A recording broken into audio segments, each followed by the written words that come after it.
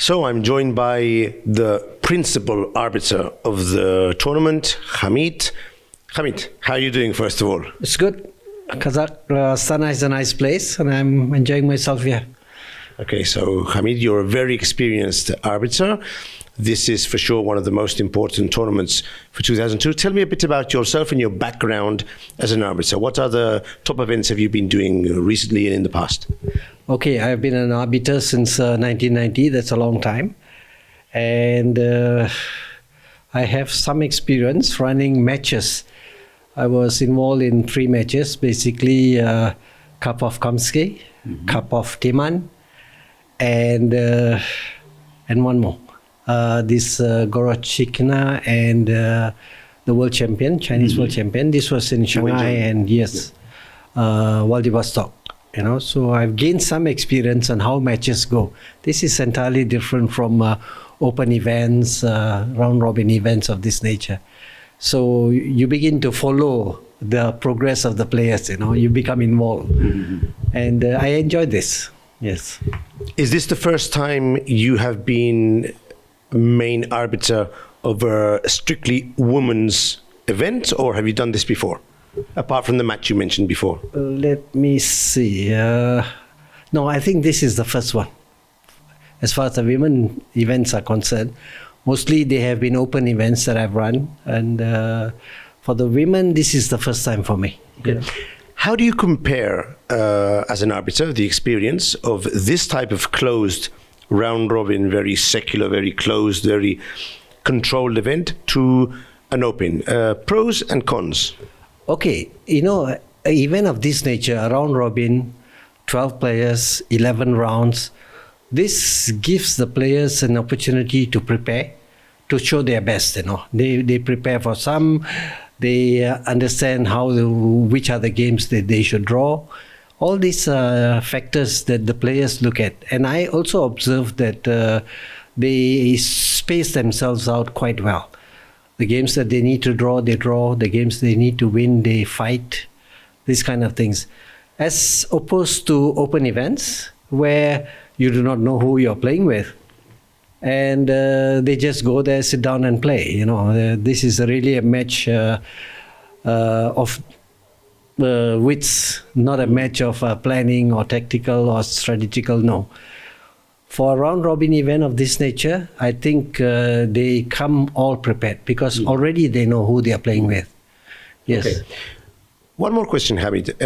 Of course, although your duties are as the main arbiter, every time, for every tournament, it's getting more and more important for the arbiters to have some expertise and knowledge in the anti-cheating systems. Right. So tell me, what are the 2 or 3 main anti-cheating rules or systems that have been put in place for this tournament, and specifically for the Grand Prix leg? Okay. I think here in Astana, for this event, they have taken all the precautions necessary for these anti-cheating things. They have got sophisticated scanners, cost a lot of money, but it can pick up a pin in a person, you know. We will definitely know if there's any transmitters or anything like that. Having said this, Majid, who's actually in charge of this anti-cheating thing, as Deputy Chief Arbiter. Majid Brokos, yes. Deputy Arbiter. That's right, yeah. She is responsible for the anti-cheating. I'm trying to help her. We have a place where we can scan the players. We pick and choose the players. You cannot escape if you're carrying something, you know. And we have a scanning room there only for ladies. She scans them. And we also do not allow people who are not supposed to be there to be there. So this tournament hall becomes other people free, so to say. You know, I'm there, Majid is there, you are there sometimes, the photographers are there, the players are there, period. Nobody else. So this also contributes a lot to the anti-cheating measures that we have taken. Okay. And if anybody is coming into the door, we are already going there to him. We're not letting him come inside. You know? I can actually confirm that this is in place and it's very controlled. I noticed that for the first time in many tournaments, this event has adopted the 15-minute delay rule. Right. This means that the games start at the allocated time, but the live broadcast commences 15 minutes later, which is another understandable precaution for anti-cheating. What does this suppose for the arbiter's job? Is it a challenge, or it doesn't affect you in any way, form, or matter?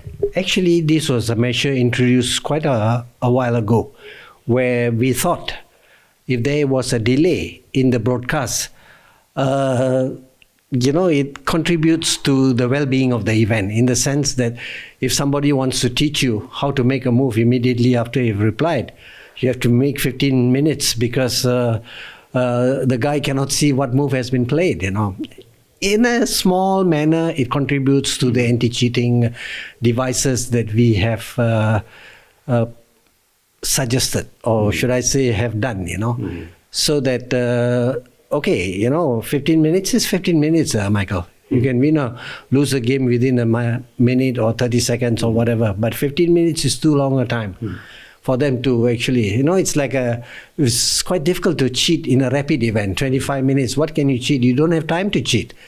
It's something like this. Yeah? Sounds very sensible. My last question for Hamid.